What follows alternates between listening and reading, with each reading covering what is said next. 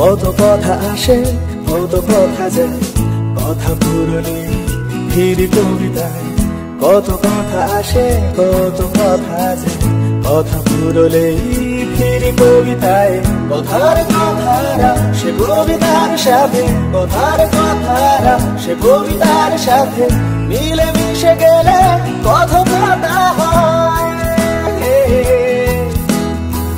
শুনতে কি চাও তুমি তা?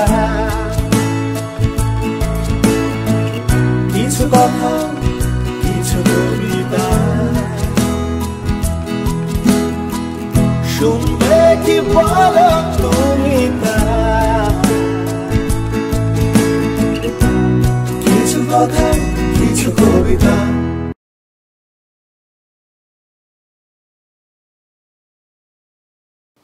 নমস্কার, আমি নীতি। কিছু কথা কিছু কবিতার আরও একটি এপিসোডে আপনাদের সকলকে স্বাগত। আজ আমাদের অনুষ্ঠানের বিশেষ অতিথি দীপশেখর চক্রবর্তী। নমস্কার তোমাকে, কেমন আছো বলো? ভালো আছি, তুমি কেমন আছো? বেশ, চলে যাচ্ছে। আচ্ছা, আমরা প্রশ্নে যাচ্ছি। প্রথমেই তোমার কাছে যেটা জানতে চাইবো যে ইতিমধ্যেই তোমার লেখা মানুষের মধ্যে ছড়িয়ে গেছে এবং তোমার লেখা পাঠক প্রিয় হয়ে উঠেছে, এখানে কোনো দ্বিধাদ্বন্দ্ব নেই। তোমার এই লেখালেখির শুরুটা যদি একটু জিজ্ঞাসা করি। শুরু বলতে গেলে সেটা দুটো ফেজে বলা যায়। সেটা হলো, একটা হলো আমি যখন স্কুলে পড়তাম এবং তখন হয় না যে বন্ধুরা মিলে কিছু কিছু কিছু কিছু লেখার বা পত্রিকা করার একটা নেশা। তো সেভাবে শুরু হয়েছিল স্কুল জীবন। তখন কিছু কিছু লিখতাম। তারপর আসলে পড়াশোনার প্রতি, মানে পড়াশোনা মানে সাহিত্যের পড়াশোনার প্রতি বা সাহিত্য নিয়ে পড়ার প্রতি তো একটা আগ্রহ তো ছিল। তো সেখান থেকে যখন কলেজে উঠলাম, সাহিত্য নিয়ে পড়তে গেলাম, তখন পড়ার প্রতি বেশি আগ্রহ অনুভব করেছি। কিন্তু তারপর ধীরে ধীরে ধীরে ধীরে বুঝতে পেরেছি যে লেখাটা আমাকে আরো বেশি টানছে, আরো বেশি টানছে। তো এর ফলে দ্বিতীয় যে অধ্যায়, দ্বিতীয় যে ফেজ, সেটা হলো শুরু হলো কলেজ জীবনে। এবং দ্বিতীয়টিকে অনেক বেশি প্রফেশনাল বলা যায়। প্রথমটির মধ্যে অনেক বেশি নেশা ছড়িয়েছিল, আর দ্বিতীয়টি অনেক বেশি প্রফেশনাল, অনেক বেশি যত্ন নিয়ে করেছি। বেশ, মানে লেখালেখি শুরুটা কলেজ জীবন থেকেই? স্কুলে একটা, আচ্ছা, কলেজে একটা। স্কুলে একটা অনেক বেশি ছোটবেলার ইচ্ছে, নেশা, আর কলেজে গিয়ে সেটাকে খুব যত্ন করে করা। এই দুটোকে আমি শুরু করতে চাই। আচ্ছা, মানে তোমার পড়াশোনা নিয়ে যদি জানতে চাই, মানে বাংলা সাহিত্য নিয়েই তোমার? আমি বাংলা সাহিত্য নিয়ে পড়েছি, রেসিডেন্সিতে পড়েছি, এবং সেখানে আমার কাছে এমন অনেক মানুষজন ছিলেন যারা নিয়মিত শিল্প চর্চা করতেন। তো আমাদের এরকম একটা দল ছিল, যে দল আমরা একটা জায়গায় বসে নিয়মিত গান গাইতাম, ছবি আঁকতাম, বিভিন্ন লেখাপত্র নিয়ে আলোচনা করতাম। তো শুরুটা যদি ওই স্কুল জীবন হয়, তাহলে আমি মফস্বলে ছিলাম। এর ফলে মফস্বলের থেকে শহরে আসার পরে সেই যে একটি নতুন করে শুরু করা, নতুন করে সকলে মিলে, সেটাকে আবার নতুন করে সে আগ্রহটা অনুভব করলাম। তো সেটাকে যদি শুরু বলা যায়, তাহলে সেটাই শুরু, আর নাহলে স্কুল জীবন। বেশ, তোমার অনন্ত রাত্রির কিশোরেরা নিয়ে যদি কিছু জানতে চাই। এটা আমার তৃতীয় গল্পের বই, এবং বইটি কিছুদিন আগে প্রকাশিত হয়েছে, এবং ইতিমধ্যে অনেকে পড়েছেন, তাই শুনতে পাই, জানতে পাই। তো আমি আমার কৈশোরকাল এবং শৈশবের কিছু কিছু অংশ, মূলত যে অংশগুলো আমি ভুলতে পারি না বা আমার স্মৃতির ভেতর রয়েছে, অথবা শুধুমাত্র ঘটনা নয়, আমার মনে হয় যে একটা ঘটনাকে বারবার করে দেখার মাধ্যমে আমার জীবনের বিভিন্ন দিক, যা এখনো হয়তো কোনো একটা ক্ষতস্থান হয়ে রয়েছে বা খুব একটা আনন্দের অনুভূতি রয়েছে, আনন্দের অনুভূতি কম, ক্ষতস্থানই বেশি, সেই ঘটনাগুলোকে বারবার করে দেখার চেষ্টা করেছি। এবং আমি বিশ্বাস করি সেটা হলো যে গল্প শুধুমাত্র গল্প বলা শেষ হয়ে যায় না। আমি বিশ্বাস করি যে একটি ঘটনাকে বা একটি টেক্সটকে আমি কত রকমভাবে বিশ্লেষণ করছি, সেটা আমার গল্প। তো আমি অনন্তরাত্রির কিশোরেরা আমার কলেজে আসার আগে অবধি যে জীবন, সেই জীবনে যে ঘটনাগুলো আমাকে খুব তাড়িত করে, যে ঘটনাগুলো আমাকে সবসময় একটা মানে আজকে আমি যে মানুষ, সেই মানুষটি হওয়ার পিছনে যে ঘটনাগুলো খুব প্রবল, সেই ঘটনাগুলোকে বিশ্লেষণ করার চেষ্টা করেছি। সেখান থেকেই গল্পের বইটির পরিকল্পনা করি আজ থেকে প্রায় 1.5 বছর আগে। 1.5 বছর ধরে অনেক কটি গল্প লেখা হয়, তার মধ্যে 10টি গল্প বাছাই করে, এবং 1.5 বছর আগেই আমাকে একটা ক্যাফেটে বলেই বইয়ের প্রস্তাব দিয়েছিল।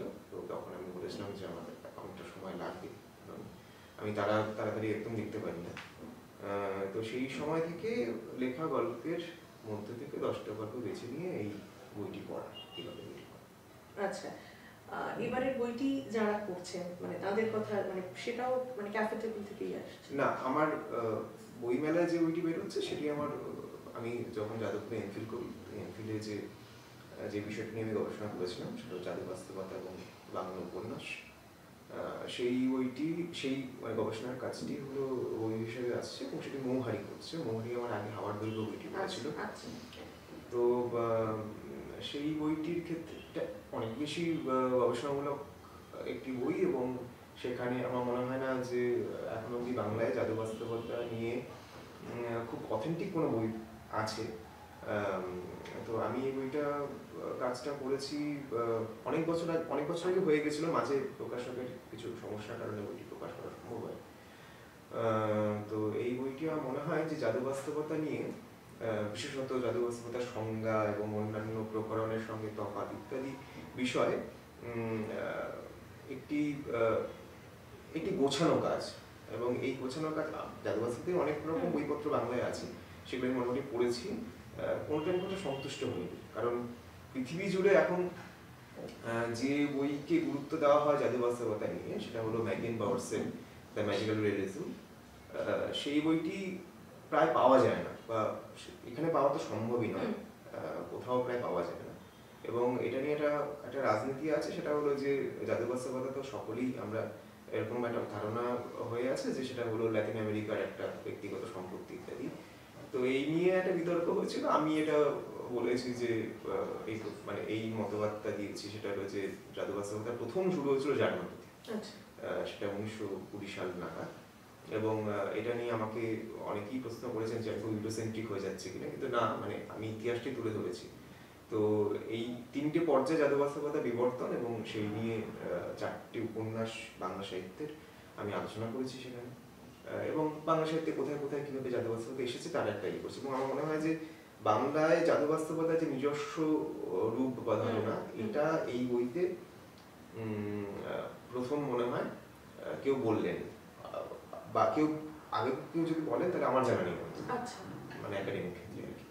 আচ্ছা, এই অনন্ত রাত্রির কিশোরেরা, এই নামকরণের কারণটা যদি বা গল্পটা যদি? প্রথমত কিশোরেরা এই কারণে যে এটা আমার কৈশোর জীবনী, আর রাত্রির কারণ হলো এই যে আমরা যারা সেই সময় বড় হয়েছি, মূলত যে সময়টা বড় হয়েছি সেই সময় হলো সিপিএম এর একদম, সিপিএম মানে বামপন্থী, গোটা বামপন্থারই একদম হলো পতনের সময়, এবং তৃণমূল নামে একটি দলের উত্থানের সময়।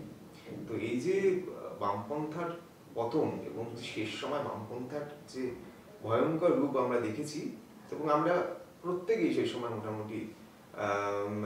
মোটামুটি হলো বামপন্থায় বিশ্বাসী ছিলাম। আমি এখনো বিশ্বাসী, কিন্তু বিশেষত সিপিএম এবং তার যে ভয়ঙ্কর অত্যাচার আমরা একটা সময় দেখেছি, এবং সেই নিয়ে মানুষ পথে নেমেছেন।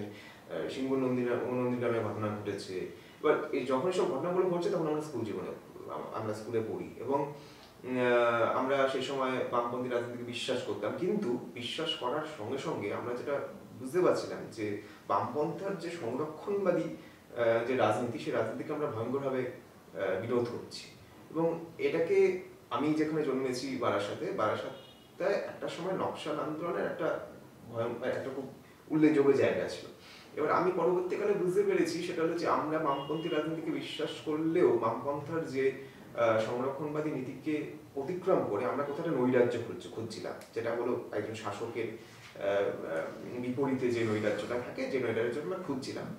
এবং আমার কাছে এই নৈরাজ্যের রং কালো, এবং রাত্রি বিশেষত রাত্রিতে যে দিন যেমন আমার কাছে হলো একটা খুব সংরক্ষণবাদী, একটা খুব সংগঠন, একটা প্রতিষ্ঠান, রাত্রি আমার কাছে ঠিক তার বিপরীত, তার নৈরাজ্য। তো এই থেকে রাত্রির শব্দটা এসেছে। আর অনন্ত এই কারণে যে আমাদের সেই সময় আমরা যে স্বপ্নগুলো দেখেছিলাম, সেই স্বপ্নগুলো ভেঙে গেছে বটেই, বা আমরা যাকে যাকে বিশ্বাস করেছিলাম, বিশেষত হলো আমরা একটা সময় এই বামপন্থী রাজনীতির বিরোধিতা করেছিলাম এবং তারপর সিংহ নন্দীগ্রামের সময় আমরা খুব অ্যাক্টিভ ছিলাম। কিন্তু এই যে অনন্ত স্বপ্নটা আমরা দেখেছিলাম একটা সময়, সেই অনন্ত স্বপ্নটা তো শেষ নেই, কারণ আমরা প্রত্যেক মুহূর্তে আশাটা নিয়ে বাঁচি। কিন্তু এই যে আশার ব্যর্থতা বা এই আশার নিভে যাওয়া, আবার সেই আশাটাকে তুলে ধরা, আবার এই বর্তমান সরকারের কাছে হয়তো এই জায়গাটা, এই রাজনৈতিক জায়গাটা তুলে ধরা, এই সবকিছু নিয়েই আমার যেটা মনে হয়েছে যে আমরা আসলে সেই অনন্ত রাত্রি, যে রাত্রিটা কোনোদিন কাটবে না, দিনের আলো কোনোদিন আসবে না, সেই রাত্রিটি আমরা চিরকাল কিশোর হয়ে থাকবো, আমরা কোনোদিনই দিনের আলোটা দেখতে পাবো না। সেখান থেকে আসলে আমার বইতে ব্যাপারটা আছে যে আমার প্রত্যেকটা গল্পের মধ্যে যে রাজনীতিটা আছে, সেই রাজনীতিটা আসলে সেই আশাভঙ্গের গল্পই, এবং আমরা কৈশোরকালে যে বিপন্নতার সম্মুখীন হয়েছিলাম, সেই বিপন্নতাই প্রত্যেকটা গল্পেই রয়েছে। বিশেষত আরেকটা জিনিস তুমি বুঝতে পারবে নিশ্চয়ই, সেটা হলো যে ধরো আমরা যখন আমাদের কৈশোরে আমরা যখন প্রথম বিভিন্ন জিনিসের সঙ্গে পরিচিত হচ্ছি, আমাদের জীবনে প্রেম যেভাবে আসছে, আমাদের জীবনে যৌনতার প্রথম পাঠ যেভাবে হচ্ছে, সেটা সবটাই যে একটা জায়গার রাজনীতি এবং মফস্বলের রাজনীতি, সেখানকার যে কিছু কিছু সংস্কৃতির রাজনীতি ইত্যাদি, সেখান থেকে আমার মনে হয়েছে যে গল্পগুলো আসলে আমাদের দীর্ঘকালীন আশাভঙ্গেরই কথা, এবং বইটি যারা বলবেন তারা নিশ্চয়ই বুঝতে পারবেন যে আমরা আসলে সেই স্বপ্নভঙ্গের কথাই বলতে চেয়েছি রাজনৈতিক। বাহ, বেশ, অভিনন্দন, শুভেচ্ছা, এই বই পাঠক প্রিয় হোক। আচ্ছা, যখন রাজনীতির কথা এলো, এই প্রসঙ্গে একটা কথা জানতে চাইবো যে লেখকের সামাজিক এবং রাজনৈতিক ভাবে দায়িত্ব থাকছে একজন লেখক হিসেবে, সেইটার গুরুত্ব কতটা, সেটাকে কিভাবে দেখবে তুমি? আমার তো মনে হয় যে কোনো মানুষই রাজনীতির বাইরে বেরোতে পারে না, মানে সংসদীয় বা দলীয় রাজনীতির কথা বলছি না, সংসদীয় দলীয় রাজনীতিতে একটা আইবাস। আমার মনে হয় যে ভালো মন্দের একটা বোধ তো থাকে। এবার লেখক কতটা সৎ বা কতটা অসৎ সে আলোচনায় যাচ্ছে না, কারণ আমার মনে হয় যে কোনো লেখকই তার জীবনে সম্পূর্ণ সৎ থাকতে পারে। কোথাও না কোথাও দাঁড়িয়ে তাকে প্রচুর আপোষ করতে হয়, কারণ আমরা এমন একটা তৃতীয় পৃথিবীর দেশে বসবাস করি যেখানে স্পষ্ট করে বললে হলো যে একজন লেখকের কোনো টাকা পয়সা নেই। এটা হলো খুব বড় কথা। টাকা পয়সা নেই বলে লেখকখানে কম্প্রোমাইজ করতে হয়। এই যে কম্প্রোমাইজটা করতে হচ্ছে, এই কম্প্রোমাইজ যখনই একজন লেখককে করতে হচ্ছে, তখন তার একটা নিজস্ব রাজনীতি তৈরি হচ্ছে। সেই রাজনীতিটা এরকম হতে পারে যে আমি ভালো মন্দকে বলছি, কিন্তু ভালো মন্দ বলার পিছনে কিছু উদ্দেশ্য রয়েছে। আবার কম্প্রোমাইজ এটাও হতে পারে যে আমি ঠিক ভালো মন্দই বলছি, কিন্তু আমার এই ঠিক ভালো মন্দ বলার পেছনেও আমার কিছু লাভ হচ্ছে, এবং এই লাভটা আর্থিক লাভ হতে পারে বা ক্ষমতার লাভ হতে পারে। কিন্তু আমার যেটা, আমি অন্যান্যদের কথা বলতে পারি না, আমার ব্যক্তিগতভাবে এই রাজনীতিটা করে কোনদিন লাভ হয়নি, বরঞ্চ ক্ষতি হয়েছে। কারণ আমার যেটা মনে হয় যে তুমি যেটা বলে প্রথম সামাজিক দায়, সামাজিক দায়টা তো প্রতিনিয়ত একজন মানুষ যেভাবে সামাজিক দায় বহন করে আসছে, না আমি সেভাবে বহন করে আসছি, অতিরিক্ত কিছুই নয়। কিন্তু সমাজ এবং রাজনীতি মিশে গিয়ে যে জিনিসটা আমি বলতে চাই সেটা হলো যে লেখকের সবসময় যেটা একটা জায়গা হতে পারে সেটা হলো যে তার রাজনীতির মধ্যে ভালো মন্দের বোধটা অন্তত তার কাছে স্পষ্ট থাকা। বাইরে সে কি প্রকাশ করছে সেটা পরের কথা, কারণ অনেক কিছু, এটা তুমি জানো যে অনেক কিছুই সবসময় বলা যায় না। কিন্তু নিজের কাছে স্পষ্ট থাকা, নিজের কাছে স্পষ্ট থাকলে আমি কতটা আমার সাদা বৃত্তের বাইরে বেরোবো, কতটা কালো বৃত্তের ভেতর ঢুকবো, এই মাপটা রাখা যায়। এই মাপটা যদি একজন মানুষের কাছ থেকে হারিয়ে যায়, তাহলে তিনি যত বড়ই লেখক হন না কেন, একটা সময় দাঁড়িয়ে তিনি বুঝতে পারবেন যে তিনি পুরোটাই কাজ করছেন নিজের সত্তাকে অতিক্রম করে। এবার একজন লেখক যদি নিজের সত্তাটা হারিয়ে ফেলেন, তাহলে তিনি কেন লেখেন, এই প্রশ্নটা তো আমার কাছে আসবে, কেন তিনি লেখেন। একেবারেই তাই। আচ্ছা, লেখালেখির পাশাপাশি দীপশেখর চক্রবর্তী একজন অসাধারণ চিত্রশিল্পী, সে কথাও আমরা ইতিমধ্যে অনেকেই জানি। তোমার লেখালেখির খানিকটা দিক আমরা দেখলাম। এই আঁকার যে জগৎটা, মানে আঁকাআঁকিটা কি মানে ছোট থেকেই শুরু, মানে এটার কথা যদি ছোট করে একটু বলো। হ্যাঁ, আমি খুব ছোটবেলায় ছবি আঁকা শুরু করেছি। আমার যখন 5-6 বছর বয়স তখন থেকে ছবি আঁকা শুরু করেছি এবং ছবি আঁকতে খুব ভালো লাগতো। পরবর্তীকালে এক সময় ভেবেছিলাম যে আমি ছবি আঁকা নিয়ে পড়াশোনা করব, কিন্তু মাধ্যমিক পরীক্ষার পরে সেই ব্যাপারটা সম্পূর্ণ বদলে যায়, যে তখন থেকে বিভিন্ন জায়গায় নাটক করা, কবিতা নিয়ে একটা উন্মাদনা, তারপর বিশেষত সাহিত্য নিয়ে পড়ার একটা খুব ব্যাপার চলে আসে। তো একটা সময় দাঁড়িয়ে আমার মনের মধ্যে এই জিনিসটা তৈরি হয়েছিল যে আমি ছবি আঁকার দিকে যাব না সাহিত্য নিয়ে পড়ব। তখন মনের ভেতর থেকে আসে যে আমি সাহিত্য নিয়ে পড়তে চাই, কারণ আমার মনে হয় যে ছবি আঁকার থেকেও লেখাতে আমি অনেক বেশি নিজেকে প্রকাশ করতে পারি। এবার তাই বলে তো ছবি আঁকাটা শেষ হয় না, মানে ছবি আঁকাটা হয় হলো যে আমি কখনোই নিজেকে অসাধারণ বলবো না, কিন্তু আমার মনে হয় যে আমার যেটুকু ভাবনা বা ভাব আমি লেখার মাধ্যমে প্রকাশ করতে পারি না, সেটুকু ছবির মাধ্যমে করি। এবং যেটা সুবিধা হয়েছে আমার সেটা হলো যে যেহেতু আমি ছবি আঁকতে পারি, হয়তো এই পারাটা যেটা করে সেটা হলো যে আমার চোখের সামনে অনেক ছবি এমন ভাবে ভাসিয়ে দিতে পারে যেটা আমার লেখায় খুব সুবিধা। এবার সুতরাং ওই লেখা এবং ছবি পাশাপাশি যাওয়ার ফলে যখন আমি লিখতে পারছি না তখন ছবি আঁকি, আর যখন ছবি আঁকতে পারছি না যখন লিখি, এর ফলে ওই দুটো গ্যাপই পূরণ হয়ে যায়। কিন্তু আমার যেটা মনে হয় যে ছবি আঁকার বিষয়ে আমি ওই আর কি কিছুটা ন্যাচারাল বিষয় ছিল, যেটা আমাকে আমি কোথাও শিখিনি বা কোথাও আমাকে অর্জন করতে হয়নি, হয়তো সেটা বেশি চর্চাও করিনি। কিন্তু যেহেতু লেখার প্রতি আমার আগ্রহটা বেশি ছিল, এর ফলে ছবি আঁকা লেখার একটা সহযোগী হিসেবে কাজ করেছে। আলাদা করে এখন একটু যখন ভালো লাগে প্রচ্ছদ করি বা ইত্যাদি, বা বাড়িতে কিছু ছবিপত্র আঁকি, এই আর কি। এটা ভীষণ মজা। এরপরে মানে একটা কথা যেটা মানে আমার পরবর্তী প্রশ্ন ছিল যে এই যে লেখালেখি এবং তোমার আঁকা, এই দুটো কোথাও কনফ্লিক্ট করে না? মানে এই যে তুমি প্রথমেই বললে যে কোন দিকে যাবো, মানে ভেবেছিলাম মানে আঁকার দিকে এগোবো, কিন্তু তারপরে আমার সাহিত্যে, তো এই মুহূর্তে সেটা ভাবনা চিন্তার দিক থেকেই হোক বা যেখান থেকেই হোক, কোথাও কনফ্লিক্ট করে না, বরঞ্চ সাহায্য করে। কারণ আসল কথাটা হলো নিজেকে প্রকাশ করে। এবার সেটা আমার হাতে যদি একটা ক্যামেরা থাকতো তাহলে আমি ছবি তুলে প্রকাশ করতে পারতাম, আমি যদি অভিনয় করতাম তাহলে অভিনয় করে প্রকাশ করতে পারতাম। এবার এই প্রকাশের বিভিন্ন রকম পথ আছে। আমার যখন আমি একটা সময় আমার কলেজ জীবনের প্রথম দিকে শর্ট ফিল্ম তৈরি করতাম, এবং সেই শর্ট ফিল্ম তৈরি করার সময় সেটা শর্ট ফিল্মের মাধ্যমে আমি প্রকাশ করতাম। তারপর একটা সময় মনে হতো না, এটা আমার মাধ্যম নয়, এখানে আমি একা কাজ করতে পারছি না বা আমি মনের মতো কাজ করতে পারছি না। আসল কথা হলো যে আমার লেখালেখির অন্য কোনো উদ্দেশ্য নেই, বা লিখে একজন মানুষ যা যা চাইতে পারে পেতে পারে, কারণ আমার সেসব বিষয়ে কোনো আগ্রহী নেই। আমার আগ্রহ এটুকু, সেটা হলো যে আমি আমার নিজের কথাগুলো বলে যেতে পারছি কিনা, সেটা ভালো হোক মন্দ হোক, সেই লেখা ভালো হোক মন্দ হোক, সেটা খুব টেকনিক্যালি ভালো হোক বা মন্দ হোক, যাই হোক না, আমি শুধুমাত্র নিজের কথাগুলো প্রকাশ করে দিতে পারছি কিনা, এইটুকু। আচ্ছা, বেশ। তোমাকে এরপরে যেটা জানতে চাইবো তোমার কাছে, যে একজন লেখক কখন গুরুত্বপূর্ণ হয়ে ওঠেন বলে তোমার মনে হয়? গুরুত্বপূর্ণ হওয়ার বিষয়টা দুই রকম ভাবে হয়। একটা হলো যে বাজারের কাছে গুরুত্বপূর্ণ, আর সাহিত্যের কাছে গুরুত্বপূর্ণ।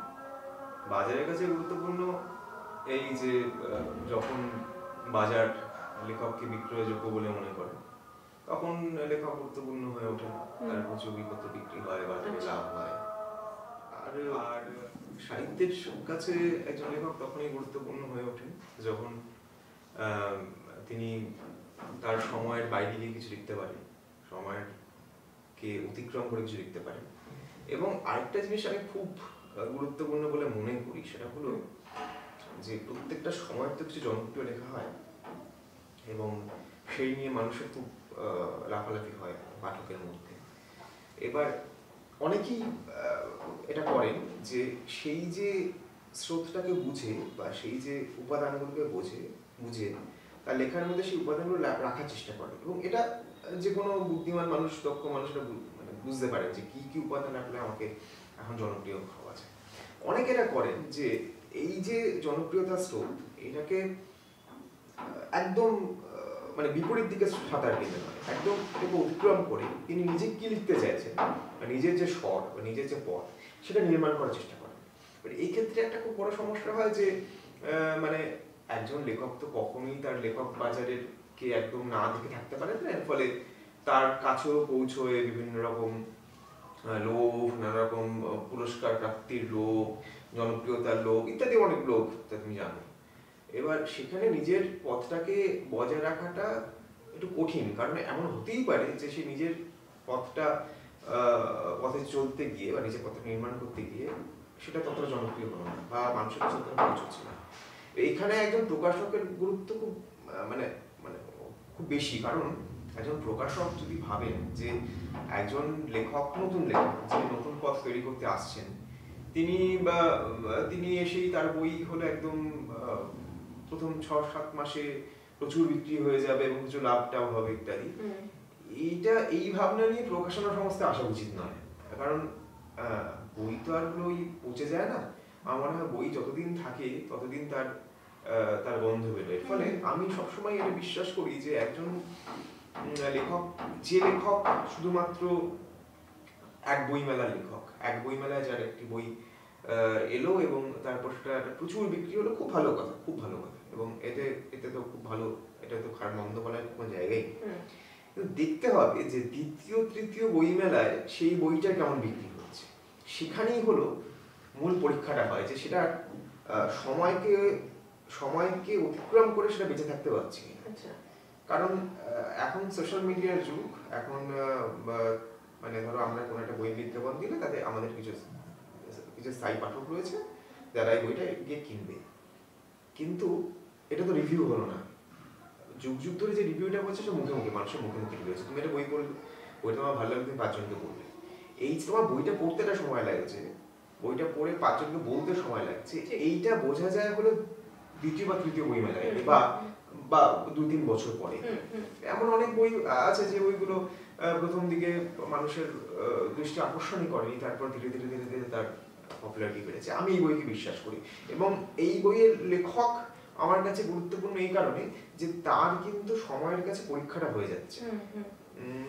তো সাহিত্যের কাছে এইভাবে তিনি গুরুত্বপূর্ণ হন, আর তার সঙ্গে বাজারে যে সম্পর্ক আছে এমন আমার মনে হয়। যদি পুঁজির গুরুত্ব আছে, পুঁজি ছাড়া তো কোনো লেখাই বেরোবে না, কিন্তু আমি দ্বিতীয় লেখককে গুরুত্বপূর্ণ মনে করি।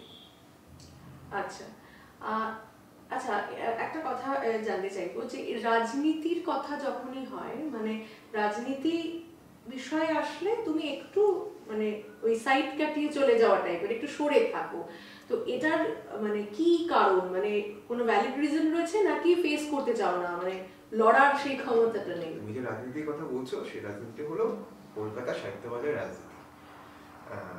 আমি তো ছোটবেলা থেকে রাজনীতি করেই বড় হয়েছি। আমি যে কলেজটা পড়েছি সেই কলেজে রাজনীতি ছাড়া টেকা যেত না, এর ফলে রাজনীতি তো করতেই হয়েছে। কিন্তু ব্যাপারটা হলো যে আমার একটা সুবিধা এবং অসুবিধা রয়েছে। অসুবিধাটা হলো এই যে আমি কলকাতা থেকে কিছুটা দূরে থাকি। আমি যদি কলকাতা থাকতাম তাহলে প্রতিদিন কলেজ স্ট্রিটে গিয়ে আমি এই রাজনীতিটা করতে ভালোই লাগতো আর কি। এই নামে দুটো নিন্দে করা, এর নামে একটু বলা, এই ভালো লেখক নয়, আমি খুব ভালো লেখক ইত্যাদি ইত্যাদি বলা, বা এর বইপত্র লোকের কাছে না পৌঁছে এই ব্যাপারগুলো করা, এগুলো লোকজন করে, আমি দেখেছি, তাদেরকে আমি খুব ভালোবাসি, তারা এটা করে। আমার সঙ্গে প্রচুর হয়েছে এরকম লোকজন করেছে, তাদেরকে আমি মনে মনে ধন্যবাদ দিয়েছি, যে থ্যাংক ইউ, তারা এটা করেছে। মানে কিরকম একটু শুনি, মানে সেই মানে এমন হয়েছে বইমেলায় আমার বইপত্র একটি স্টলে রাখতে দেবে না, এরকম হয়েছে। একটা গোষ্ঠী তো নিয়মিত মানে জনে জনে আমি কত খারাপ লিখি এইটা বলে বেড়ায়, কিন্তু অদ্ভুত ব্যাপার যে সেই গোষ্ঠীর কেউই আমার কোনো বইপত্র পড়েনি। এবার তারা কি করে এই আমার সম্পর্কে সত্যিটা বুঝে পেলাম জানি না, কিন্তু হয়, এরকম তো হয়, কারণ আমরা প্রত্যেকেই খুব ইনসিকিউর, তো ফলে কেউ একটু বিরোধিতা করতে আসলেই আমরা এটা রে করে তার দিকে তেড়ে যাই, সে কি বলছে, কেন বিরোধিতাটা করছে সেটা বুঝতে চাই। এবার আমার মনে হয় যে বাংলা বাজারটা খুব ইনসিকিউর, খুবই ইনসিকিউর। কারণ ওই যে আমরা প্রথমেই বললাম যে টাকা পয়সা নেই, লোকজনকে সম্মান করানো একদম, সবচেয়ে বড় কথা হলো রুচি বলে কিছু নেই। এটা স্পষ্ট বলতে চাই, রুচি বলে কিছু নেই। মানে একটা সময় বাংলা লেখক, বাংলা প্রকাশক, এদের একটা রুচি বলে একটা ব্যাপার ছিল। আর এখন যেটা হয়েছে যে একটা ছাপাখানার খোঁজ জানলেই আমি হলো প্রকাশক হয়ে গেলাম। তুমি তো এটা জানো বা বিশ্বাস করো, সেগুলো যে প্রকাশক হওয়ার জন্য লেখকের থেকেও বেশি পড়াশোনা করতে এবং সবচেয়ে বড় কথা হচ্ছে তার একটা অ্যাস্থেটিক সেন্স থাকা খুব দরকার। না হলে তো মুড়ি মুরগির মতো বইপত্র বেরোবে। গোটা বইমেলা জুড়ে যে সমস্ত বইপত্রগুলো প্রচন্ড বিক্রি হয়, তুমি মানে মানে সেই বিক্রি 100-200 কপি নয়, মানে তুমি বুঝতে পারছো কত কপি লোকজন হলো বিভিন্ন জায়গায় গিয়ে একদম হলো ফিল্ম স্টারের মতো গিয়ে তা আগেও তো এরকম লোকজন ছিল, মানে মানে সমরেশ বসুদেব ফিল্ম স্টার ছিল, ঠিক আছে, সুনীল গঙ্গোপাধ্যায় ফিল্ম স্টার ছিল, তাদের লেখার মান দেখো আর এই লেখার মানটা দেখো। এবার একে তুমি রাজনীতি বলবে, এটা রাজনীতি করেই হয়েছে। হ্যাঁ, এবার আমি কলকাতায় থাকলে হয়তো রাজনীতি করতাম, কিন্তু সহজ কথা হলো যে আমাকে কেউ রাজনীতিতে নেয়নি, ঠিক আছে। কারণ আমি হলাম মফস্বলের ছেলে, এখানে কলকাতায় আসি বা বইপত্র কিনি বা কলেজে পড়াশোনা করতে আসতাম, তারপর ট্রেন ধরে আমাকে বাড়ি চলে যেতে হতো। এবার যদি বাড়িতে না যেতাম তাহলে তো সেই ট্রেনের যাতায়াতের সময়টা আমি কলেজ স্ট্রিটে দুটো লোককে নিন্দে করে কাটাতে পারতাম। সেই সেই সুসময়টা আমার জীবনে আসেনি, বা এরও কতটা উপভোগ করতাম আমি জানি না, কিন্তু আমার ভালো লাগে করতে। কারণ এই জন্য ভালো লাগে না, নিন্দে করতে খুব ভালো লাগে সেটা আমার কথা, কিন্তু কিন্তু সেই নিন্দেটা না খুব সিরিয়াস লেভেলে গিয়ে নয়, মানে আমি আমার বন্ধু নিন্দে করছি তার সামনাসামনি বসে। আর একটা কারণে আমাকে এরা এই রাজনীতিতে নেয়নি, কারণ হলো যে আমি শনিবার কলেজ স্ট্রিটে যেতে পারিনি বলে। শনিবার কলেজ স্ট্রিটে গিয়ে কফি হাউসের একটা টেবিল, কফি হাউসের কফিটা এত খারাপ খেতে যে সেইটা খেয়ে ওই রাজনীতিটা করার কোনো আগ্রহই আমি কখনো অনুভব করিনি। এবং একটা সহজ কথা হলো টেবিলের মধ্যে গিয়ে আমি কোনো জায়গা পাইনি, কারণ সেগুলো সেই প্রত্যেকটা চেয়ার আগের থেকে বহু লোকজন খুব দখল করে বসে আছে, তারা আমাকে বসতে দেয়নি। আর যারা দাদা দিদিরা ছিল বা সিনিয়র যা লোকজন ছিল তারা আমাকে নেয়নি এই কারণে যে আমি তাদেরও খুব ভালো বলতে পারছি না, তাদের লেখালেখির একদম দারুণ প্রশংসা করতে পারছি এমন নয়। আমার যেটুকু প্রশংসা করছি, যেটুকু নিন্দে করছি, তার প্রশংসা নিতে পারে, নিন্দেটা নিতে পারে। এবার এবং আমি যেখানে লোকে নিন্দে করছি এবং কফিটাও ভালো খাচ্ছি না, সেখানে তো শনিবার গিয়ে লাভ নেই। তো তার বদলে হলো এখানে ওখানে ঘুরে বেরিয়েছি, এর ফলে আমি রাজনীতির অংশ নেব। আচ্ছা আচ্ছা, এখানে কিন্তু একটা বিষয় যেটা তোমার কথা থেকেই বেরিয়ে এলো, যে তুমি একদিকে বললে যে জনপ্রিয়তাটা খুব বেশি গুরুত্বপূর্ণ নয় একজন লেখকের, মানে সে যদি তার ভেতরে যদি লেখার ওই রসদটা থাকে। কিন্তু আরেক দিক থেকে তোমার থেকে যেটা জানতে পারলাম যে মানে যেটাকে আমরা খুব চলতি ভাষায় বলতে পারি কাছি করা, মানে তোমার বই মানে রাখতে দেবে না ইত্যাদি ইত্যাদি, বা লোকের কাছে বলে বেড়ানো তোমার বই না কেনার কথা, তাহলে কি মানে কোথাও ভেতরে ভেতরে অবশ্যই তুমি জনপ্রিয় হয়ে উঠেছো, মানে যার জন্যই কিন্তু মানুষের মনে এই হিংসে বলতে পারো বা যাই হোক যেটা জন্য পিছন থেকে আমরা টেনে ধরি বা একটা দলবল নিয়ে রাখি যে না ওকে বেশি উঠতে দেওয়া যাবে না, তার মানে তুমি তোমার লেখা নিয়ে কোথাও গিয়ে জনপ্রিয় আমি মনে করি না। কারণ জনপ্রিয়তা তো নির্দিষ্ট মাপকাঠি হয় না। আমি আজকে দাঁড়িয়ে ভাবছি যে আমার বইমেলায় 100 কপি বিক্রি হয়ে যাবে, আমি বিরাট জনপ্রিয় ভাবছি, ঠিক আছে। যখন মানে আমি যদি একটু পিছনের দিকে তাকাই, ধরো বঙ্কিমের একটা উপন্যাস বেরোতো, মানে মানে প্রত্যেকটা লটে ছাপা হতো হলো 5000 কপি করে, 5000 কপি একদম ফুরিয়ে যেত। আমরা এখানে পিওডির যুগে 30 কপি 40 কপি ছাপি, বিক্রি হওয়ার পর বলে দিয়েছি প্রথম সংস্করণ ফুরিয়ে গেছে। আমি বিরাট জনপ্রিয় এবং আমি হলো এই বইমেলায় আমি ওই দিন যাব বইমেলায়, আপনারা হলো লাইন দিয়ে দাঁড়িয়ে থাকুন আমার বই কেনার জন্য। আমি এটা এই সংস্কৃতিটা তো দেখেছি। এবার এটা ভালোই, এটা মন্দ নয় যে একজন নিজেকে একটুখানি জনপ্রিয় ভাবছে, তার ভাবতে অসুবিধা নেই। আমি ভাবি না এই কারণে যে প্রথমত জনপ্রিয়তাকে আমি সন্দেহ করি, এক নাম্বার। নাম্বার 2 হলো এই যে জনপ্রিয়তা যদি সাময়িক হয় তখন আমার একটু সমস্যা হয়। আচ্ছা, প্রত্যেক লেখকই জনপ্রিয় হয়। আজকে দাঁড়িয়ে যারা খুব সিরিয়াস লেখক, ধরো সিরিয়াস লেখকের কথা, আমি ধরো একজন সিরিয়াস লেখকের কথা বলছি, যার নাম হলো আখতারুজ্জামান ইলিয়াস। আখতারুজ্জামান ইলিয়াসের বিরাট বড় ভক্ত। তার লেখা কি জনপ্রিয় নয়? জনপ্রিয় নাম এক জানলাম, ঠিক আছে, একজন বাংলাদেশের লেখক, তার নাম এক জানলাম, কি বলে প্রচুর নাম বলা যায়। কিন্তু আমার কথাটা হলো যে প্রথমত হলো যে ওই আমার কত কপি বই বিক্রি হলো এবং কত লোক আমাকে নিয়ে সোশ্যাল মিডিয়ায় নাচানাচি করলো, এই নিয়ে জনপ্রিয়তা মাপি না। এক নাম্বার কথা। নাম্বার টু হলো এই যে আমি এটা বিশ্বাস করি, আমি ভুলও হতে পারি, এটা আমি চাই যে আমি ভুল হই, কিন্তু এটা আমার দেখা, সেটা হলো যে বাঙালিরা বাংলা বই পড়ে না। এবার মানে কেন পড়ে না? কারণ হলো যে বাংলা বই মূলত একটা বৃত্তের লোক পড়ে, নিম্নবিত্ত লোকও পড়ে না, খুব উচ্চবিত্ত লোক পড়ে, মধ্যবিত্ত লোক পড়ে। এই মধ্যবিত্ত বাঙালি এখন নিজের একটা স্ট্যাটাস মেনটেন করবার জন্য ইংরেজি বই পড়াতে, তুই জানো মানে ইংরেজি বই পড়বো, ইংরেজি বাচ্চাকে ইংরেজি শেখাবো, বাংলা বই মানে কি? আবার ধরো তার মধ্যে কিছু অংশ লোক বাংলা বই পড়ছে, কি বই পড়ছে? তারা কি খুব ফিকশন পড়ছে? তারা কি খুব গল্প উপন্যাস পড়ছে? কি এবার এই তুমি যদি এই ফিকশন এবং নন ফিকশনের দিকে যাও, তারা এমন বইপত্র পড়ছে যে বইপত্রগুলো নন ফিকশন বেশি, কারণ তারা অনেক তথ্য জানতে চায়। যেহেতু আমাদের ওই মফস্বল একটা রাজনীতি আছে, যত তথ্য জানবো তত তাদের চাকরি পাবো, এরকম একটা ব্যাপার থাকে। তো তারা নন ফিকশন পড়তে চায়, তারা ওই মানে গল্প উপন্যাস পড়ে যে কিছুই পেলাম না, মানে সেই রবীন্দ্রনাথ একটা কথা বলছিল না যে বাঙালি একটা মূল যেটা জিনিস চায় সেটা হচ্ছে একটা কিছু ধরবার জিনিস চায়, একটা বস্তু চায়। তো আমরা যত বেশি বস্তুবাদী পৃথিবীর দিকে চলে যাচ্ছে তত বেশি মানুষ ধরবার জিনিস চাইছে। এর ফলে নন ফিকশন লোক খুব কম পড়ে। ফিকশনের মধ্যে সেই বই ফিকশন পড়ে যেটা সময় কাটানো।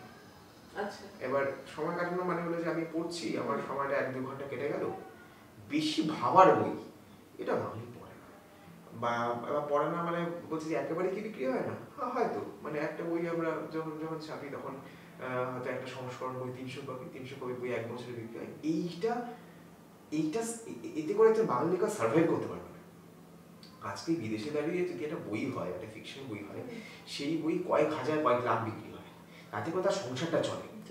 হ্যাঁ, কিন্তু আমরা হলো যে 100 কপিটা বিক্রি হলো একটা বইয়ের দাম, আমাদের একটা বইয়ের দাম নিয়ে আমার প্রচুর অভিযোগ রয়েছে যে যত কম দামে বই দেবো, এই সংস্কৃতিটা বিশ্বাস করি না। মানে আমি দাঁড়িয়ে যেটা পেঙ্গুইনের বই কিনছি, সেই বইটার এরকম একটা পাতলা বই, বইয়ের দাম 500 টাকা, তাতে করে লেখক একটা টাকা পায়, বাধাই করবে তার টাকা পয়সা পায়, তাতে করে হলো পুরো এই বইয়ের সঙ্গে যারা যারা যুক্ত আছে তার প্রত্যেকে টাকা পয়সা পায়। কিন্তু এখানে ওই বইয়ের দাম কমিয়ে দিয়ে এই মাঝখানে যারা যারা আছে তাদের কেউ টাকা পয়সা পাচ্ছে না। ফলে বাধাই যিনি শিল্পী, যিনি যার মানে বহু যুগ ধরে বাধাই শিল্পের সঙ্গে জড়িত আছেন, তার ছেলে মেয়ে এই প্রফেশনে আসবে না। হ্যাঁ, এর ফলে একটা শিল্পকে বাঁচানোর জন্য নানা রকম পরিকল্পনা থাকা যায়। এরকম করা উচিত নয় যে আমি এত মোটা বই এত সস্তায় দিচ্ছি। এইটা ব্যবসা, এটা বই ব্যবসাটা এভাবে হয় না। এটা চাউমিন ব্যবসা হতে পারে যে আমি কম দামে চাউমিনটা দিচ্ছি, বই ব্যবসাটা এভাবে চলতে পারে। আচ্ছা, বেশ। বইয়ের কথা যখন হচ্ছে তখন একটা কথা জানতে চাইবো যে বই প্রকাশের জন্য মানে তুমি যেরকমটা বললে যে সোশ্যাল মিডিয়ার একটা গুরুত্ব তো এখন অবশ্যই আছে, আমরা আমাদের কাজ সেখানে তুলে ধরি এবং আরো 5টা মানুষ জানতে পারেন আমাদের বিষয়। সেক্ষেত্রে আমি তোমাকে যেটা জানতে চাইবো যে একটি বই আমাদের ধরো আসছে, সেই বইটি প্রকাশ, বহু লোকজন ডেকে একটি আনুষ্ঠানিকভাবে বইটি প্রকাশ, মানে আমি দেখেছি তোমার এবং অনেকেই হয়তো জানেন, সেটার একটু তুমি বিরোধিতা করো যে প্রচুর লোকজন ডেকে একটা হলের মধ্যে প্রচুর আলো, কিন্তু কোথাও গিয়ে কি তোমার এটা মনে হয় না যে এটাও কোথাও গুরুত্বপূর্ণ? মানে বই প্রকাশটা আর 5 জনের সামনে হলে, এই যে তুমি বললে যে বিপণনের ক্ষেত্রে পুঁজির একটা বিষয় থাকে, তাহলে মানুষ জানবে কি করে যে আমার একটি বই আসছে? প্রথম কথা হলো এই যে তোমাকে মানে উল্টে আমি একটা প্রশ্ন করি, সেটা হচ্ছে লাভটা কার? লাভটা প্রকাশকের, মানে লেখকের, না না এই যে এর সঙ্গে যারা যুক্ত থাকেন তাদের? কথাটা তুমি এর উত্তরে যেটা দিতে পারো সেটা হলো যে লেখকের লাভ। লেখকের লাভ কি? লেখকের লাভ হলো, ধরো এটা তুমি খুব ভালো করে জানো যে ধরো একটা বইয়ের দাম 100 টাকা, সেই বইয়ের 10% রয়্যালটি মোটামুটি কম বেশি লেখক পান, তো সেটা হলো 10 টাকা। ফলে একটা বই আমাদের এখানে খুব উৎসব অনুষ্ঠান করে যে বইটা বিক্রি হয় ধরো 100-200 কপি, তাতে করে ধরো 200 কপি মানে 200 কপি বই থেকে প্রত্যেক ধরো যদি 10 টাকা করে হয় তাহলে 2000 টাকা একজন লেখক পান। এর ফলে লেখকে তাতে করে কিচ্ছু হবে না, লেখকে তাতে করে সংসার চলবে না। এবার পাবলিশারের কিছু সুবিধা হতে পারে, কিন্তু আমার বক্তব্য একটাই, সেটা হলো যে আমি কিন্তু এই লোকজনের মানে গ্যাদারিং বা উপস্থিতি এইসব নিয়ে আমার কোনো সমস্যা নেই। আমার সমস্যাটা হলো যে মানে অপদার্থ লোকের উপস্থিতি নিয়ে আমার সমস্যা। ধরো একটা জায়গা হলো, একটা জায়গায় হলো, সেখানে অবাঞ্ছিত কিছু লোকজন এসে ভিড় করলো এবং তাতে করে শুধুমাত্র হলো ওই বইটা নিয়ে সামনে নিয়ে ছবি তুললো, এতে করে না সাহিত্যের কোনো লাভ হয় না। মানে তার বদলে ধরো এমন একটা জিনিস হলো, সেটা হলো যে ধরো বই নিয়ে একটা আলোচনা হচ্ছে, সামনে সামনে দুজন বসে আছে, একজন ধরো তুমি আমি ধরো আমার একটা বই বেরিয়েছে, আমি আলোচনা করছি বইটা নিয়ে, ঠিক আছে। এবার তাতে করে হলো যে বই নিয়ে কিছু কথাবার্তা হচ্ছে, পাঠক জানতে পারছেন এবং সেইটা এখন তো অনলাইন হওয়ার পরে সমস্ত পৃথিবীর লোকজন তার সাথে জানতে পারেন, ঠিক আছে।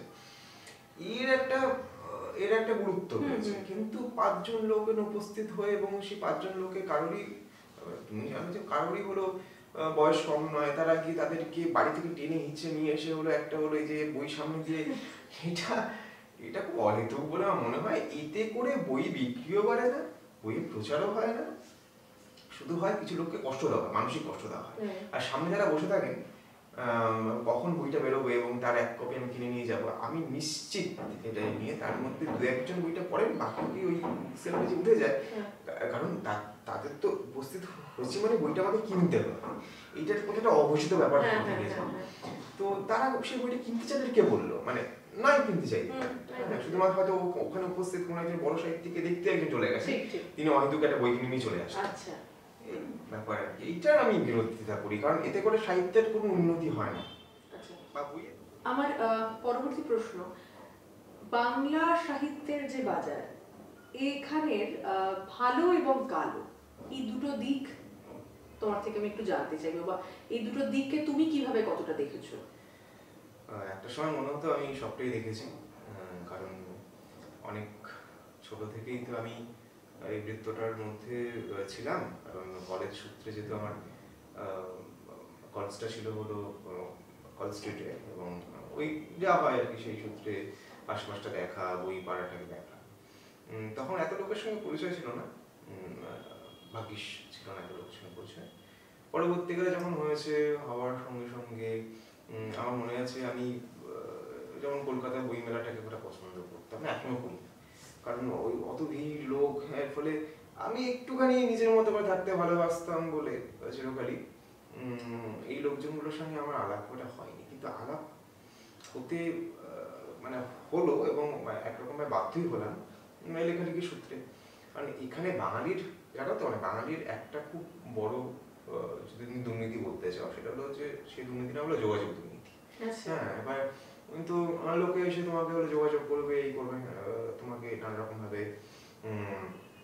অ্যাপ্রোচ করবে, সেই অ্যাপ্রোচটা যে সবসময় ভালো এমন তো নয়, অনেক রকম সুবিধা চায়।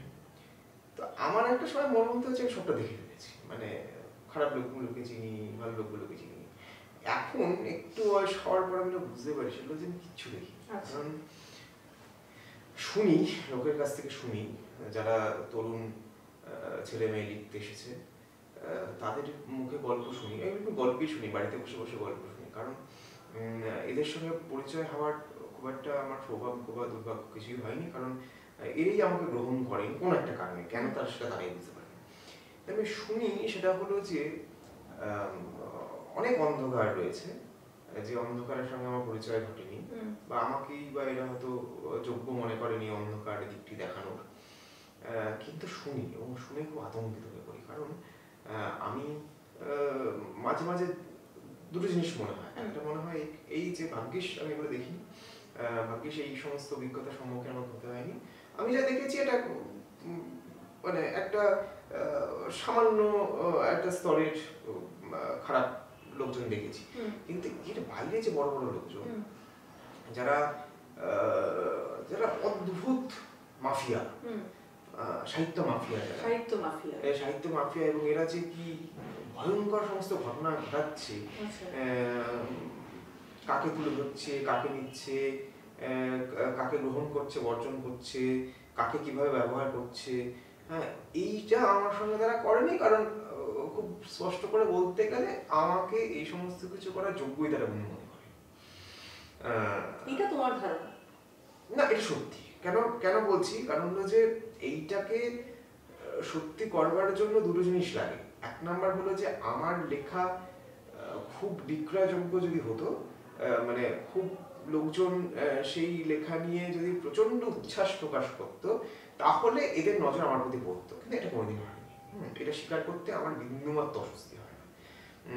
দ্বিতীয় কথা হলো এই যে এই মানুষগুলো চায় যে কেউ একটি ছেলে বা একটি নতুন মেয়ে এসে আমাদের অ্যাপ্রোচ করুক, কেউ একটা বই দিয়ে যাক, কেউ একটা কিছু সুযোগ সুবিধা চাক, এইটা চাই। এটা আমি কোনোদিন করিনি। এবার করিনি মানে আমার প্রচন্ড একটা অহংকার, আমি যাচ্ছে না যে তোদের আমি কিছুই তোদের যা ইচ্ছা করিস না, কারণ আমাকে যায় আসে, এমন নয়। কিন্তু আমার সংস্কৃতির মধ্যে এটা নেই।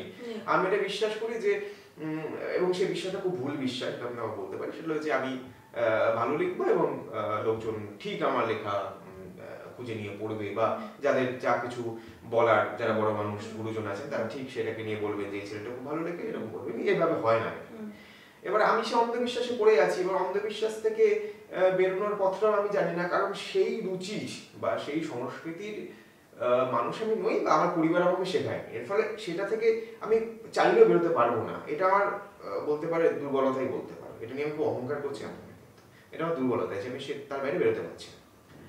তো এর ফলে আমি নিজের মতো করে কালো চিনি, সেটা থেকে নিজেকে সরিয়ে রেখেছি কোনো একটা বিরাট আদর্শ থেকে না, নিজের মানসিক শান্তিটা বজায় রাখবার জন্য। কারণ নিজের মানসিক শান্তি নষ্ট হলে আমার লিখবো না, লাভ নেই। আমি একটা খুব সরল ইকুয়েশন বুঝি। ইকুয়েশনটা হলো এই যে আমি পড়ে আমি আমার ক্রাফটের উন্নতি ঘটাবো, লিখবো, এবং আমার বিচার করবে আমার পাঠক বা সময়, যাই হোক না কেন। এখানে কোনো দাদা দিদি এসে আমাকে অতিরিক্ত একটু আলো দিয়ে যাবে না, দিয়ে গেলে সেটাকে স্থায়ী হবে না। এটা আমার ব্যক্তিগত মতামত। কিন্তু বাংলা বাজার এভাবে চলে না, কোনো সাহিত্যের বাজারে হয়তো এভাবে চলে না। আমি তো বিদেশে সাহিত্য বাজার সম্পর্কে অতটা ধারণা নেই, হয়তো ওটা বাইরে থেকে দেখি বলে মনে হয়। আমার মনে হয় সব জায়গায় এটা চলে। কিন্তু আমার মনে হয় সমস্ত শিল্পের বাজারেই এই ভালো মন্দ দুটো রয়েছে। আর একটা জাতির সাহিত্য বাজার যত মরে যায়, তত সেখানে ক্ষমতাবান লোকজনের চলাফেরা বা ঘোরাঘুরি বেশি হয়। আমার মনে হয় যে বাংলা সাহিত্যের আসল কাজগুলো বাদ দিয়ে এখানে কে কি পুরস্কার পাবে, কে কি সম্মান পাবে, কে কিভাবে কোন তরুণকে আমি একটুখানি উপরে তুলে নিয়ে যাবো, এই রাজনীতিটা বেশি হয়। এই একটা লোভ আমার নেই। আচ্ছা, মানে তুমি বলছো যে না, তোমার লোভ নেই সেটা আমরা জানলাম, কিন্তু বাংলায় এই যে বাংলা বাজারে লেখালেখি করতে যারা আসছেন বা যারা লিখছেন দীর্ঘদিন ধরে, পুরস্কার বা সম্মান প্রাপ্তির কোনো প্রভাব আমি বলছি পড়ে না বলছো লেখায়, বা কোনো গুরুত্ব নেই? পুরস্কারই কোনো লেখককে লেখক তৈরি করতে পারে, বা কোনো পুরস্কারই না না, আমি যেটা বলতে চাই, তোমাকে একটু আমার জায়গাটা পরিষ্কার করি, যে ধরো কালকে তুমি একটি পুরস্কার পেলে এবং সেই পুরস্কারটা অত্যন্ত, সমস্ত পুরস্কারই অনেক দামি, তোমার কাছে অনেক প্রভাব ফেলে, সেইটা কি আগামী দিনে তোমার ভেতর থেকে যে লেখাগুলো বেরিয়ে আসবে সেটার একটা কোনো প্রভাব থাকবে না, যে হ্যাঁ আমার অনেকটা দায়িত্ব বেড়ে গেল? আমি এইটা বলতে চাইছি না, কারণ আমি যখন এটা নিয়ে তখনই খুবই কনফিডেন্ট হব যখন আমি বুঝবো যে এই পুরস্কারটা আমি যে পেয়েছি, এর যে মনোনয়নটা হয়েছে, বা এই যে আমাকে যিনি দিচ্ছেন তিনি খুব সৎভাবে আমাকে দিচ্ছেন। মানে ধরো আমি আজকে দাঁড়িয়ে একজন কেউ ঘোষণা করলেন যে যে আপনারা সব বইপত্র পাঠান, আমরা এই পুরস্কারটা দেবো, ঠিক আছে, এবং সেখানে নির্বাচন করা হবে কে পুরস্কার পাচ্ছে। প্রথম কথা হলো এই যে যিনি পুরস্কার দিচ্ছেন তিনি বই চাইবেন কেন? তিনি জানবেন না যে কে কে কে কে এই বাজারে ভালো লিখছে? প্রথমত হচ্ছে তিনি পুরস্কার দিচ্ছেন, তাকে এইটুকু ওয়াকিবহাল তার হওয়া দরকার যে কে কে ভালো লিখছে, এটার সঙ্গে তার ওয়াকিবহাল হওয়া দরকার। তিনি নিজে বই কিনবেন, নিজে বই সংগ্রহ করবেন, তারপর পুরস্কার দেবেন, এক নম্বর কথা। নাম্বার 2 হলো আমি সমস্ত পুরস্কারের ভেতরের গল্প জানি। আমি যে না জানতাম আমার খুব আনন্দ হতো যে না আমি একটা পুরস্কার পেলাম, খুব আনন্দ হয়েছে, কারণ একদম সমস্ত বইয়ের ভেতর থেকে আমাকে বইয়ের পুরস্কার দেওয়া হচ্ছে। কিন্তু আমি ভেতরে গল্প জানি যে কাকে কি পুরস্কার কি কারণে দেওয়া হয়। বরঞ্চ এখন আমাকে যদি কোনো পুরস্কার দেওয়া হয় আমি খুব অবাক হব এই কারণে যে আমি তো এই রাজনীতিটা করতে চাইনি, মানে মানে আমি তো ওইখানে গিয়ে একজনকে বলতে চাইনি যে আমাকে প্লিজ পুরস্কারটা দিন। আমি এমন জিনিস জানি যে, এবং এটা কিন্তু মানে শুধুমাত্র আগে যেটা হতো বেসরকারি ক্ষেত্রে যে পুরস্কারগুলো হতো সেক্ষেত্রে এমন জিনিসপত্র আগে হতো, কিন্তু এখন সরকারি পুরস্কার ক্ষেত্রে একটা ভয়ঙ্কর বিষয় এরকম হয়ে গেছে। আমি মানে তোমাকে বলছি, আমি ব্যক্তিগতভাবে এরকম ভাবে জানি, সেটা হলো একটি বিখ্যাত মানে সরকারি পুরস্কার, সেন্ট্রাল গভর্নমেন্টের সরকার পুরস্কার, যেটা পেলে তরুণ লেখকরা একদম পাগল হয়ে যায়। সেই পুরস্কার পাওয়ার জন্য লেখকেরা যারা এই বোর্ডের অংশ, তাদের বাড়ি গিয়ে দিনের পর দিন পড়ে থেকেছে। এবং এটা আমার গল্প নয়, মানে আমাকে এই যে বোর্ডের যারা সদস্য, যে সমস্ত গুরুত্বপূর্ণ লেখকরা, তার নিজের মুখেই কথা আমার বলেছেন। তো এইটা করে পুরস্কার পেয়ে লাভটা কি? এবার তোমার প্রশ্নের দ্বিতীয় ভাগে আসি, সেটা হলো যে ধরো আমি একটা পুরস্কার পেয়ে গেলাম, পুরস্কারটা তো আমাকে এইটুকু বলতে পারে যে তুমি যে পথে চলছো সেই পথটা কোনো না কোনো অংশটা ঠিক, বা তার একটা স্বীকৃতি। কিন্তু সেইখানেই যদি তোমার সততার সঙ্গে যদি একটা প্রশ্নচিহ্ন চলে আসে, তাহলে তুমি পুরস্কার পেয়েও, আমি জীবনে যে পুরস্কার পেয়েছি, আমার জীবনে যে পুরস্কারগুলো পেয়েছি, সেই পুরস্কারগুলো শুধুমাত্র একটা টিনের মেমেন্টো ছাড়া কিচ্ছু নয় আমার কাছে। কারণ সেগুলো আমার বাড়িতে পড়ে থাকে, ধুলো জমে, আমি ছুঁয়েও দেখি না। কারণ সেই মেমেন্টোটা আমার কাছে কিচ্ছু না, আমার কিছু যায় আসে সেই মেমেন্টো। আমার কাছে যেটা যায় আসে এই যে আমি যে মানে যে জিনিসটার জন্য পুরস্কারটা পেলাম, সেটা আমি সৎভাবে পেলাম কি পেলাম না। একটি পুরস্কারের নাম করছি না, যেটা আমি পেয়েছি এবং যেটি যথেষ্ট বিখ্যাত পুরস্কার। আমার মনে হয়, আমার এখন সত্যি মনে হয় যে, জানি না এইটা বলার পরে পুরস্কারটা আমার কাছে কেনা হবে কিনা, কিন্তু আমার সত্যি মনে হয় যে সেটা আমাকে কেন দিল।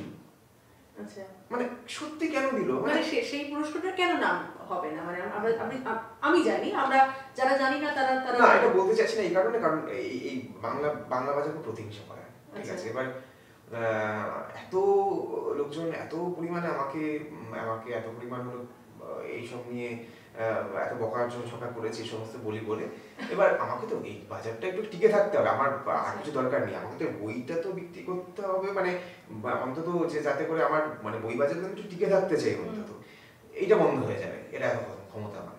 ফলে আমি আমি আমি তাদের ব্যাপারটা বুঝি, তারা কেন এসব করে আমি এটা বুঝি। হ্যাঁ, তাদের নিয়ে আমার কোনো অভিযোগ নেই, আমি তাদের অংশ হই। আমি তাদের একটা অংশ হয়ে থাকতে পারবো না। আমি শুধু চাই, কারণ আমি চাইলে এটা করতে পারবো না। আমি দেখো, আমি তোমাকে বলছি, আমি কলকাতার রাজনীতির সঙ্গে যুক্ত আজ প্রায় 14-15 বছর হলো। আমি প্রত্যেকটা অলিগলি চিনি, কোথায় কে কি রাজনীতি করে সবটা জানি আমি। তুমি আমার যদি জিজ্ঞেস করে আমি বলে দেবো, একদম কলেজ স্ট্রিট থেকে শুরু করে, উত্তর কলকাতা শুরু করে দক্ষিণ কলকাতা, কোন কলকাতায় কি রাজনীতি হয়, মফস্বলে কি রাজনীতি হয়, উত্তরবঙ্গে কি রাজনীতি হয়, আমি তোমার সমস্ত বলে দেবো। কিন্তু আমি রাজনীতির একটা পার্ট নিই এই কারণে যে, আমি যদি মনে করি যে কোনো রকম ভাবে যোগাযোগ করে, কোনো রকম ভাবে লোকজনকে ম্যানিপুলেট করে আমি একটা সম্মান বা পুরস্কার পেয়েছি, তাহলে আমার নিজের কাছে নিজের লেখার কি গুরুত্ব রইল? কিছু রইল। আর তুমি যে বললে পুরস্কারের কথা বলে, আমি এখন মনে করি যে আমার কাছে সেটাই শ্রেষ্ঠ পুরস্কার, যে আমার যে পাঠক বিপুল নয়, একটা হয়তো সামান্য অংশ, তারা কি করে আমার লেখাকে গ্রহণ করছেন বা সেই লেখা পড়ে কি মতামত দিচ্ছে, এইটা আমার কাছে একটা বড় পুরস্কার। কোনো ট্রফি বা মেমেন্টোর আমার তেমন কোনো গুরুত্ব নেই আমার কাছে। আচ্ছা, বাংলা পাঠকের কাছে তোমার কি দাবি, এটা যদি জানতে চাই, বা আদৌ কোনো দাবি আছে কিনা? দাবি তো আছে, প্রচুর, অনেক দাবি আছে, কিন্তু সে অনেক দাবি বললে হয়তো আরো 1 ঘন্টা কথা বলতে হয়। কিন্তু খুব সংক্ষেপে এটা বলা যায়, সেটা হলো যে কিছু অভিযোগ রয়েছে। অভিযোগটা হলো এখানে যে বাংলা পাঠকের একটা গোষ্ঠী হলে যারা একটুখানি যারা একটু বয়স্ক, যাদের একটু বয়স হয়েছে, তারা মোটামুটি হলো ওই যে পুরনো যারা লেখক রয়েছেন, যাদের নাম তারা নিজের বাবা কাকার কাছে শুনেছেন বা মা মাসিমার কাছে শুনে এসেছেন, তাদের বাইরে কেউ এটা বেরোতে চান না। মানে আমি বললাম, মানে হলো সেই তরুণ লেখকরা কি লেখেন, হ্যাঁ, কিছুই বুঝি না, হ্যাঁ, তারপরে হলো কবিতা কিছুই বুঝতে পারি না, কবিতা লিখতেন আমাদের রবীন্দ্রনাথ ঠাকুর, ঠিক আছে, এই মনোভাব থেকে বেরোতে হবে। কারণ যে কোনো সাহিত্যের মূল যে ধারাটা বহন করে নিয়ে যায় হলো সেই সাহিত্যের তরুণীরা কি লিখছেন তার উপর ডিপেন্ড করছে, ঠিক আছে। এবার হলো সেটা যদি না করা হয় তাহলে তারা লিখবেন কেন, বা শুধুমাত্র আমি রবীন্দ্রনাথে পড়ে গেলাম তা তো হলো না, সেটা এগোলো না। আর একটা কথা হলো যে আর বর্তমান যারা তরুণী পাঠক তাদের একটা প্রবণতা, সেটা হলো যে এটা আমি লক্ষ্য করেছি, সেটা হলো ফেসবুকে যে লেখক কবি, সেটা কিন্তু সিরিয়াস লেখক এবং না সিরিয়াস দুই পক্ষের কথা বলছি, যার লেখা প্রচুর শেয়ার হচ্ছে, প্রচুর লোকজন সেই নিয়ে খুব প্রশংসা করছে, আমি নিজের একটা কি বলা যায় স্ট্যাটাস মেনটেন করবার জন্য, বা আমি যে তাকে পড়িনি এইটা তার কাছে একটা অপমানজনক ব্যাপার। এর ফলে সকলেই না কিছু এই দু একজন মুখ আছে, দু একজন তরুণীর মুখ আছে, তাদের দিকে শুধুমাত্র ছুটে যায়। তার বাইরে পাঠকের যে নিজস্ব একটা খোঁজ থাকে, মানে আমি এখনো যে বইপত্রটা পড়ি, আমি নিজেকে লেখক হিসেবে যাই নাম্বার দিই না কেন, আমি নিজেকে পাঠক হিসেবে যথেষ্ট ভালো নম্বর দেবো এই কারণে যে আমি কিন্তু এখনো বইপাড়ায় গিয়ে বিভিন্ন বইপত্র খুঁজে পড়ি যে কার লেখা ভালো লাগছে। এখন প্রচুর কবিতা বইপত্র আমি কিনেছি যে যার নামই আমি জানি না, কোথাও শুনিনি, শুধুমাত্র বইটা হাতে নিয়ে খোঁজ করে পড়ছি, ঠিক আছে? তো এই অভ্যেসটা অনলাইনে আসার পরে খুব কমে গেছে। শুধুমাত্র যে বিজ্ঞাপন দেওয়া হয় বা আইটা তুমি দেখবে, এটা খুব খুব বিপজ্জনক। ধরো একজন প্রকাশক তার একটা বই বিক্রি করতে হবে, সে খুঁজে দেখছে যে কার, সে যেটা করে সেটা হলো যে একটা তরুণ ছেলে একটা লেখা লিখছে, সে প্রকাশক কি করেন, প্রকাশক প্রথম বুঝতেই দেন না যে এর সঙ্গে এর কোনো যোগাযোগ রয়েছে। তিনি প্রথমেই এই তরুণকে তার কিছু কাছের লোকজন যারা মানে যারা কলকাতার বুদ্ধিজীবী মহলের অংশ, তারা নিয়ে বলে দেন যে তোমরা সব প্রচার করো যে এই ছেলেটি হলো প্রায় জীবনানন্দের পরবর্তীতে যদি কেউ একজন কবিতা লেখেন তাহলে এই ছেলেটি লিখেছে, এর মাঝখানে কেউ কবিতা লেখেন, ঠিক আছে? এবার এই যে প্রচারটা শুরু করলো, তারপর থেকে হলো আমাদের হলো একটা হলো আমরা ওই একটা তো কাকের স্বভাব পেয়েছি যে একজন কাকা করলে সবাই মিলে কাকা করতে শুরু করে।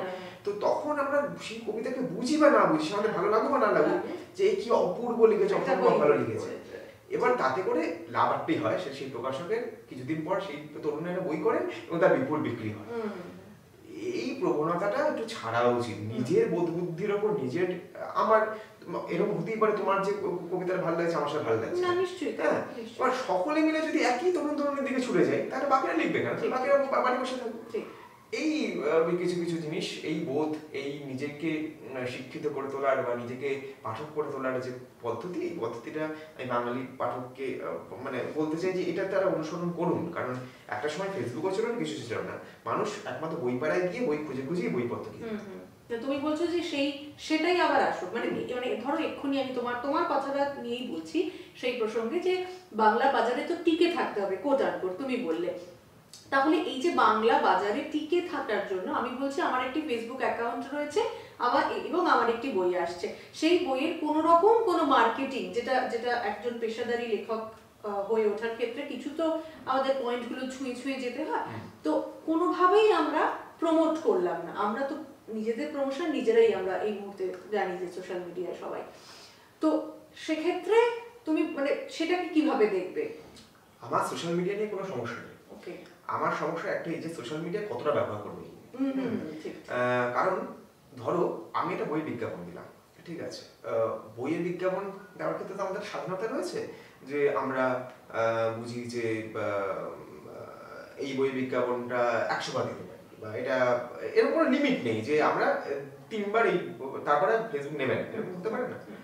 তুমি দেখবে যে এটা তো তুমিও ছোটবেলা থেকে জেনেছো, আমি ছোটবেলা থেকে জেনেছি, যে জিনিসের গুণমান কম সেটাই আমাদের একটু বেশি বিজ্ঞাপন করতে হয় বিক্রির জন্য। এবার বিজ্ঞাপন তাই বলে তাই বলছি যে বিজ্ঞাপন করবো না, বিজ্ঞাপন করবো, কিন্তু বিজ্ঞাপন যখন করবো তখন আমাদের কিছু কিছু জিনিস এড়িয়ে যেতে হবে। কি এড়িয়ে যেতে হবে? যে আমার লেখাই এই সময় সর্বশ্রেষ্ঠ লেখা, এটা আমি কোনোদিন বলতে পারি, বা কোনো প্রকাশক যদি আমার সম্পর্কে কথাটা বলেন, আমি কিন্তু তাকে মানে সেটা নিশ্চয়ই ফেসবুকে তার সঙ্গে মারামারি করবো না, কিন্তু আমি তাকে কিন্তু এটা বলবো যে এতে করে কিন্তু আমার নেগেটিভ পাবলিসিটি হচ্ছে, যেটা আমি বুঝতে পারছি। সেটা হলো যে আমি লেখা একটা জাতির বা একটা সময়ের যে লেখা, সেই লেখা কখনোই পরস্পরকে বাদ দিয়ে হতে পারে না। মানে আমি একা লেখক হয়ে উঠতে পারি, আমার সময়ের একটা লেখা রয়েছে, আমার লেখাটা 19 হতে পারে, 18 হতে পারে, কিন্তু 20 কোথাও একটা রয়েছে, হ্যাঁ, আমি এক নই। সুতরাং একটা জাতির লেখা বা একটা সংস্কৃতির লেখার হলো একটা সম্মিলিত প্রচেষ্টা। সেই সম্মিলিত প্রচেষ্টার মধ্যে আমি রাজা এটা ঘোষণা করার কোনো জায়গা নেই। এটা ঘোষণা করলে যেটা হয় সেটা হলো যে অপরকে খাটো করা, ছোট করা।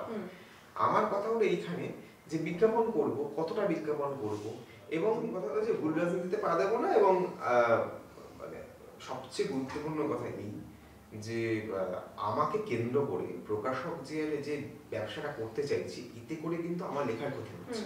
কারণ আমি কি লিখি বা একজন লেখক কতটা লিখতে পারেন এটা কিন্তু লেখকের থেকে বেশি কেউ বুঝতে পারে না। এর ফলে আমাকে যদি একটু বাড়িয়ে দেওয়া হয়, আমাকে যদি একটু মাথায় তোলা হয়, তাহলে সেই ক্ষতিটা আদতে আমার। আমি তোমাকে ছোট্ট একটা উদাহরণ দিয়ে বলছি, সেটা হলো যে তুমি দেখবে ফেসবুকে এমন প্রচুর তরুণ তরুণী রয়েছে যাদের লেখাপত্র প্রচুর শেয়ার হয়, প্রচুর লাইক হয়, ইত্যাদি ইত্যাদি ইত্যাদি। তোমাকে আমি প্রশ্ন রাখতে চাই, তুমি এটা হয়তো খোঁজ নিয়ে দেখতে পাবে, তাদের বইপত্র কি এত বিক্রি হয়? কারণ তাদের বইপত্র যদি সেই অনুপাতে বিক্রি হতো তাহলে তো সমস্ত প্রকাশকের মাথা চাপড়াতো, কপাল চাপড়াতো না, তাদের তো মানে কোটিপতি হয়ে যেত। কিন্তু না, মানে এইটা সবসময় হয় না।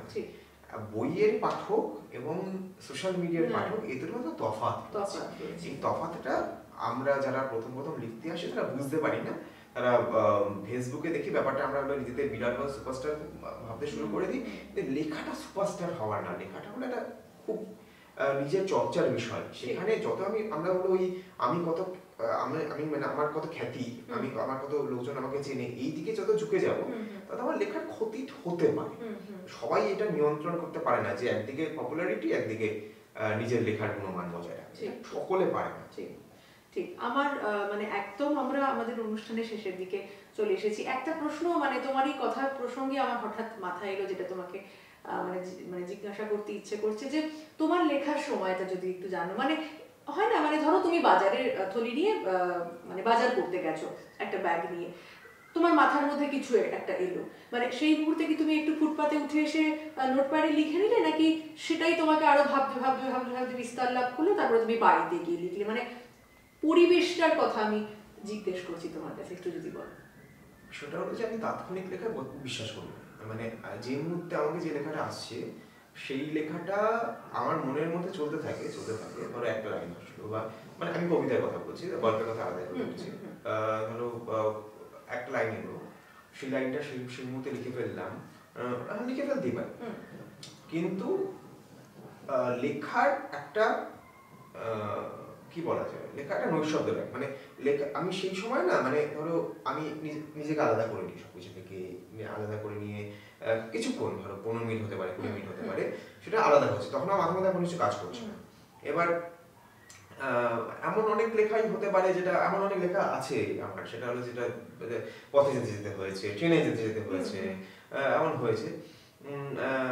কিন্তু আমি পরবর্তীকালে মানে যখন একটুখানি সেই লেখা থেকে সরে আসলাম, আমি না বুঝতে পারলাম যে সেই যে লেখাগুলো হচ্ছে, সেই লেখাগুলো আমার কাছে আসছে বটেই, হ্যাঁ, সেই লেখাগুলো খুব মানে এডিট করতে আমি চাই না, কিন্তু একটু পরবর্তীকালে বুঝতে পেরেছি যে সেই লেখাগুলো না একটু ঘষা মাজা দরকার।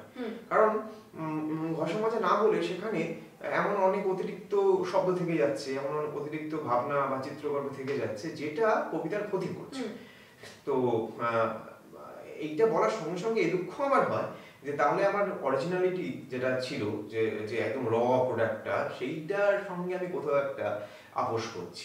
কিন্তু সেটা হলো ওই ছেলেবেলায় মনে হতো যে না, আমি একদম র লিখছি, একদম লিখছি, মানে অটোমেটিক রাইটিং এর একটা যেটা ব্যাপার থাকে, যেটা একটা সময় যেটা একটা গোটা বিশ্বজুড়ে, আমেরিকার থেকে শুরু করে বিশ্বজুড়ে ছড়িয়ে পড়েছে অটোমেটিক রাইটিং। অটোমেটিক রাইটিংকে আমি এখন ততটা বিশ্বাস করি। আচ্ছা, আরেকটা হলো গল্পের ক্ষেত্রে আমি খুব প্ল্যান করে কাজ করি, খুব প্ল্যান করি। সেটা হলো যে আমি তো রোজ লিখি না, আমি গল্প লিখতে গেলে মাসে একটা লিখি। তো মাসে একটা গল্প লিখি, কিন্তু সারা মাস জুড়ে আমার সেই গল্পটা প্রস্তুতি চলে। আমি যে জায়গাটা নিয়ে গল্প লিখবো, যে ঘটনাটা নিয়ে লিখবো, যে বিষয়গুলো লিখবো, সেগুলো আমি সারা মাস ধরে নোট করি। নোট করতে এমন একটা এরকম বড় একটা নোটের খাতা হয়, যেটা মোটামুটি গল্পের থেকে খুব একটা ছোট নয়। সেইটাকে সামনে বসে আমি একদিন লিখতে বসি, মাসে লিখতে বসি, এবং একদিনে লেখাটা হয়ে যায়। আমি প্রায় 7-8 ঘন্টা টানা লিখতে পারি। তো সেই দিন আমার অন্য কোনো কাজ হয় না, 7-8 ঘন্টা ধরে আমি লিখি। ওই মাসে একটা দিন হয় ওরকম ভাবে, ওইটা খুব প্ল্যান করে হয়। কারণ আমি দুটোর মাধ্যমটা আলাদা করতে চাই। কবিতা অনেক বেশি আসে, গল্পের ক্ষেত্রে কারিগরি বিদ্যাটা একটু দরকার, নাহলে সেটা খুব একটা দাঁড়ায় না, এটা আমার বলে মনে হয়, দেখতে তার মনে হয়। ঠিক। আচ্ছা, বেশ, খুব ভালো হলো, মানে পুরো ব্যাপারটাই খুব সুন্দর হলো, মানে আমি তোমারও হয়তো অভিজ্ঞতা খুব ভালো, অনেক কিছু জানতে পারলাম তোমার থেকে, এবং আরো অনেকগুলো দিক নিয়ে আলোচনা হলো। দেখা হচ্ছে আপনাদের সঙ্গে পরবর্তী এপিসোডে। নমস্কার।